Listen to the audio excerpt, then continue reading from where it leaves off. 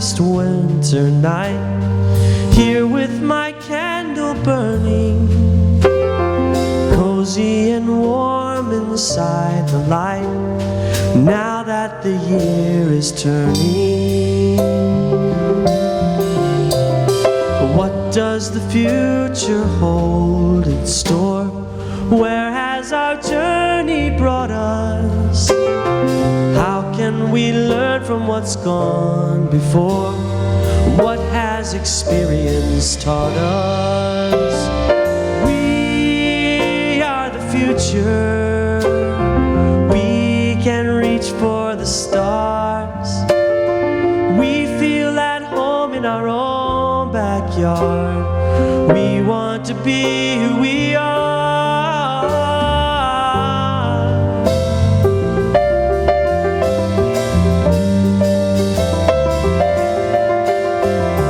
Friendship will light the darkest hour. True love will hold the vision. Peace and goodwill on earth is ours. Let it be our decision.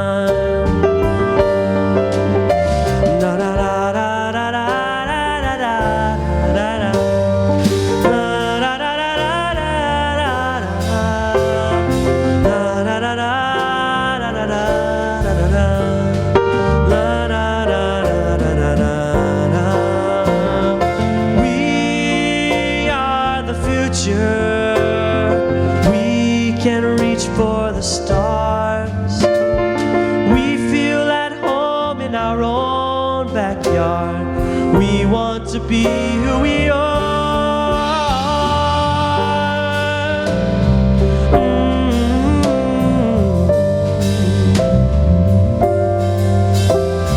Deep in the darkest winter night, here with my candle burning, cozy and warm inside the light, now that the year is turning. Now that the year is turning, feel how the year is turning.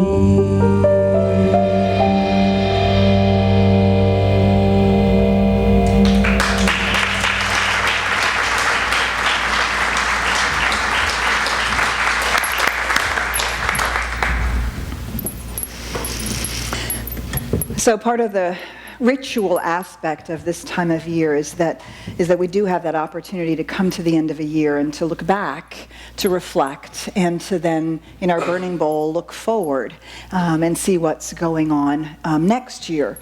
But as we reflect on 2014, as we look back over this year, one of the things that I've noticed for myself, growing over the last, actually a number of years, is that it feels to me as though we have become a culture of fear. We are taught how to fear by our politicians. We are shown all the things we should be afraid of by the news. If we tend to watch a lot of the news or get it online or wherever we garner that information, we can actually become inundated with it, can't we? We learn to be afraid of people with other colored skin, people with other types of religions. We learn to be afraid of our businesses, our corporations. We learn to be afraid of our politicians. We learn to be afraid of each other in so many ways. We learn to be afraid about what's happening on the planet as a whole. And we can come to believe that which we're afraid of. In the winter solstice, in this moment of darkness, this is the part of the heart of the matter. How will we engage with the darkness? How will we stand in it? Will we continue to allow our fear to grow?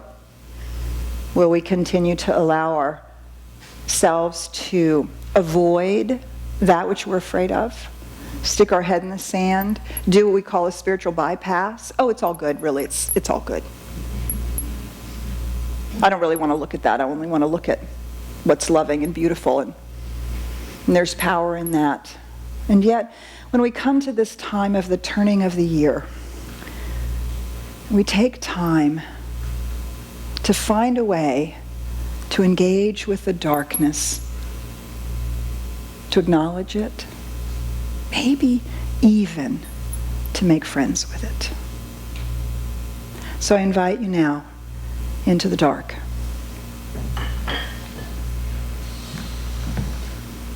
I invite you to go within. Feeling the darkness as it moves into the room.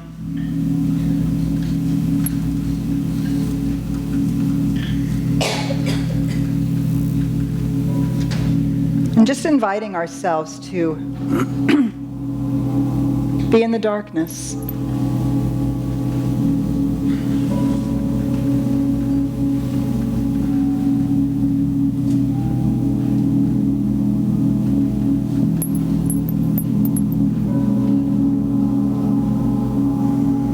And what is it that we find here?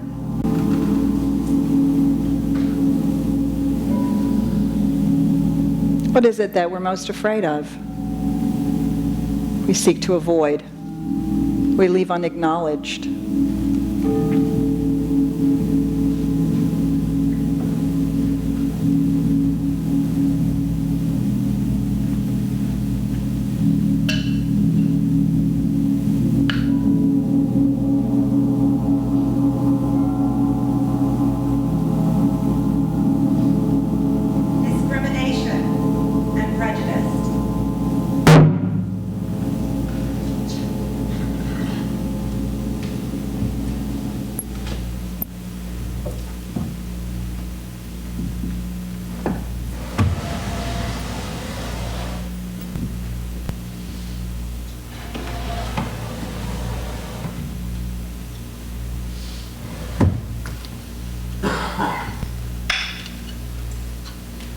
Climate change and species extinction.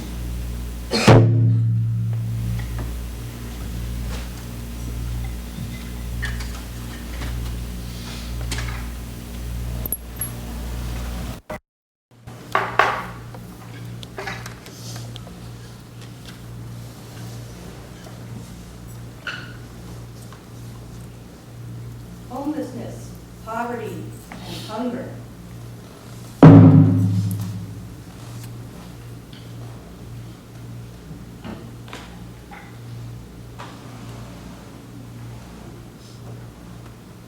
Violence, addiction, and abuse.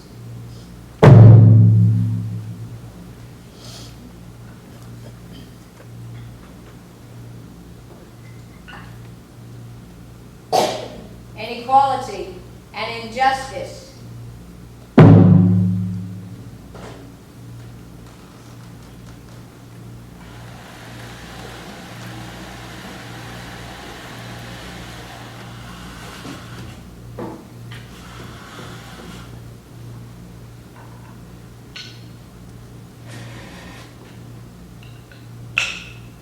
Greed and economic inequality.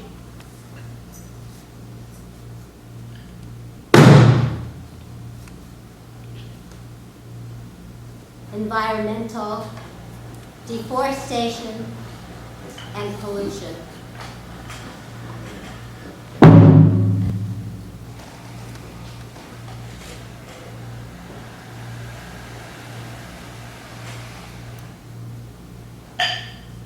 Political divisiveness and corruption.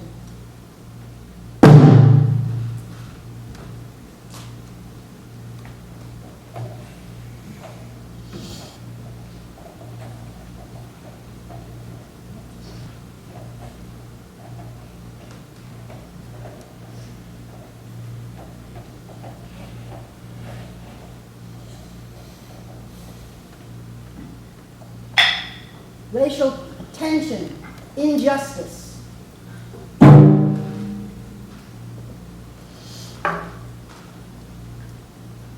War.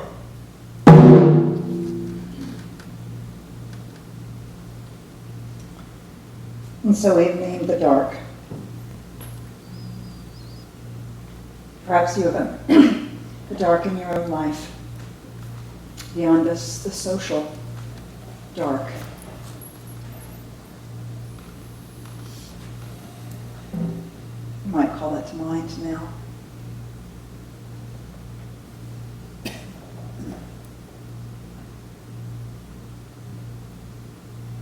Because the dark is not something of its own. So we are not afraid to look at it, not afraid to acknowledge it. The human condition, the human experience, the absence of light.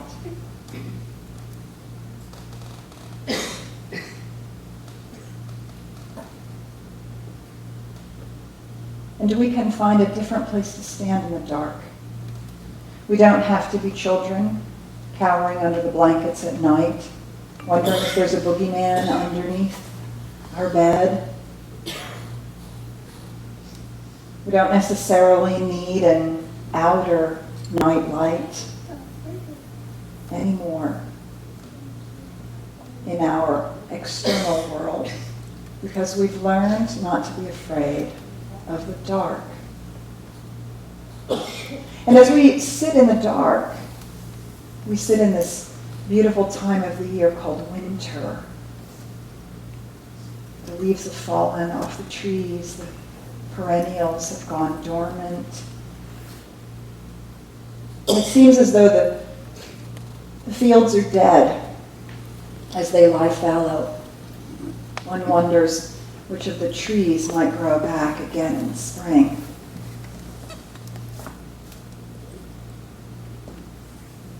Sometimes people say it's depressing. It's cold and dark in the dead of winter. And yet here's what I know for sure.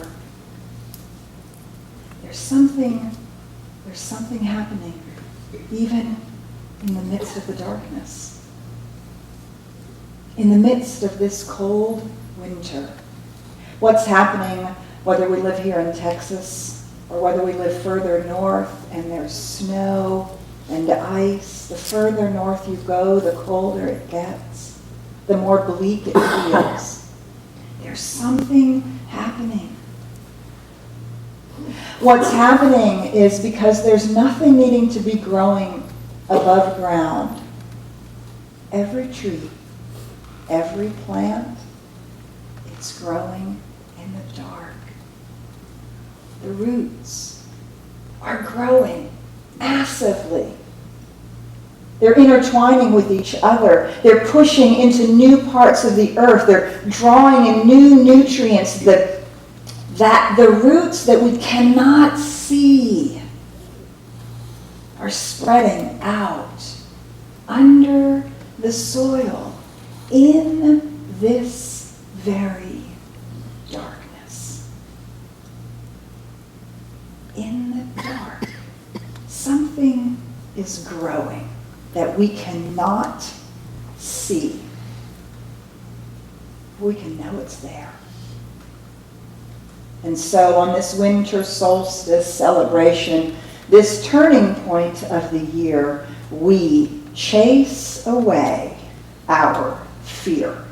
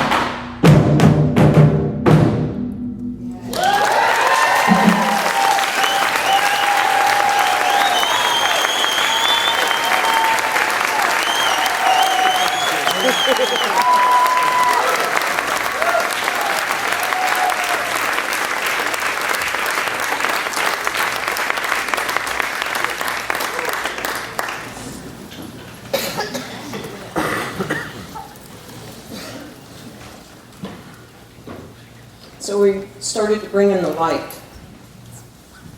And again, as we just experienced, there's the appearance of darkness, of dark things happening within our human existence and our human experience, both as a collective humanity in our own cities, in our own countries, and in our own lives. And which winter solstice is that day in which darkness reigns the longest before the light is being brought in. And so the question is, where do we take a stand? Where do we take a stand? What do we take a stand for? How do we stand in the awareness of our own light as this darkness is present? How do we take a stand? And so I looked to see where our beloved Ernest Holmes takes a stand in what he says about darkness and what he says about light. I want to share some of that. He says that when we bring a lamp into a darkened room, where does the darkness go? The darkness neither came nor did it go anywhere. It never was a thing of itself, merely a condition. The darkness is a condition. And as we all know, we have power over conditions if we choose to stand in that power. We have power over those conditions. Ernest Holmes says, we all in various degrees, we enter into this sense. So it is up to each of us to illuminate our own consciousness, to bring about illumination that truth is light. Truth is light. And it's up to each of us to take that stand as we're standing in the midst of everything that is happening in our own individual and collective lives, to say and to know and to declare that truth is light. He speaks of spiritual mind treatment. He shares that if spiritual mind treatment could be seen, which is unifying our mind with good, with God, with presence, if a spiritual mind treatment could be seen, it would be seen as a pathway of light. It would be seen as a pathway of light. And this light is not created. It is something that pre-exists. It's already here. Always. There's no need to try to visualize it or make it appear. So this truth, this light, is always present, even in the appearance of the midst of darkness. And yet, do our fears, as Dr. Petra was moving us through, do they bind us? Do they grow within us? Do we allow that which is sort of spinning in this vortex that has seeming growth over these past years, do we allow that fear to take hold of us? Or do we stand in the awareness and the truth that truth is light? Light has the power to overcome darkness, Ernest Holmes tells us, not by combating the darkness, but by being exactly what it is, light. There is nothing to combat. And it's to realize that we each are the light. We are the light bearers. We are the solstice. We are the ones to bring the light in existence. It's already here, in standing in the awareness and the truth of that which we are. We light everything around us, and the dark dissipates. Light has been here all the while. So it's up to each of us to continue to grow in our own awareness, to not be wavered, to take a stand for what we know is the truth, both individually and as a collective. And as we do that, As we take a stand and know that truth is light, that this is the truth of who we are, then we light up everything around us. Ernest Holmes said at the end of one of the key chapters in our textbook, the 3rd chapter, he says, "A new light is coming into the world.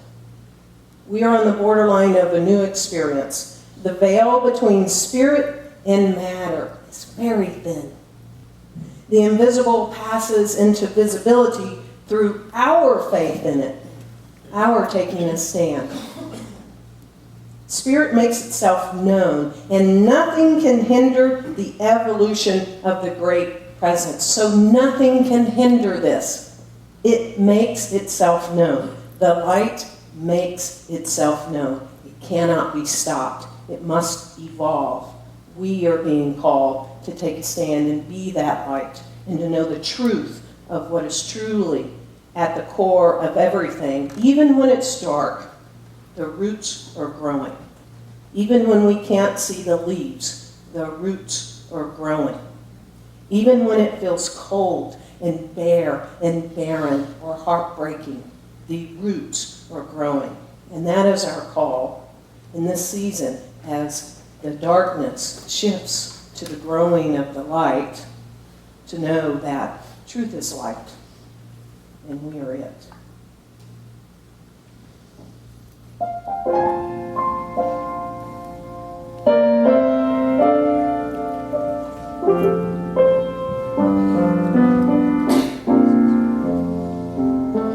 This is my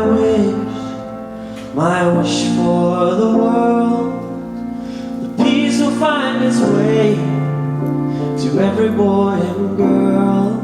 And this is the time for harmony. Let love be the song that everybody sings. Fill the air with joyful noise. Ring the bell and raise your voice. Let there be peace on earth. Let there be peace on earth. Lift your light and let it shine. Shine, shine, shine. Let every voice be heard. Let there be peace on earth. I hear the sweetest sound, the sound of hope to come. Together we could bring goodwill to everyone. But let it start with you. Let it start with me. Let every nation rise and sing this melody. Fill the air with joyful noise. Ring the bell and raise your voice. Let there be peace on earth. Let there be peace on earth. Lift your light and let it shine. Shine, shine, shine. Let every voice be heard. Let there be peace on earth. Oh, oh, oh, da, da, da, da. Let there be peace on earth. Lift your light and let it shine. Shine, shine, shine. Let every voice be heard. Let there be peace. Let there be peace. Fill the air with joyful noise. And ring the bell and raise your voice. Let there be peace on earth. Let there be peace on earth. Let your light and let it shine. Shine, shine, shine. Let every voice be heard. Let there be peace on earth. Let every voice be heard. Let there be peace on earth. Let every voice be heard. Let there be peace on earth. Let there be peace on earth.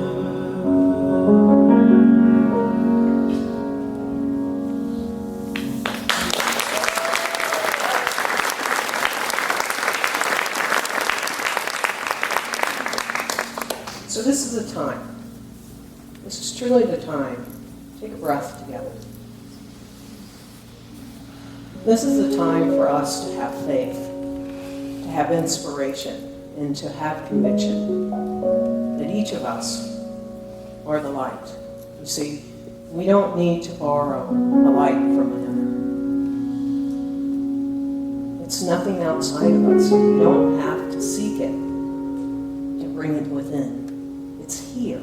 And it's time. It's time for each of us to take a stand for what we know is the truth and to grow in our awareness. To grow in the awareness of what we know is true. When things happen about us, we take a stand for the truth. Be the light. And most of all, no matter what is going on, and our eyes see and our hearts feel, we take a stand to know that the light is growing.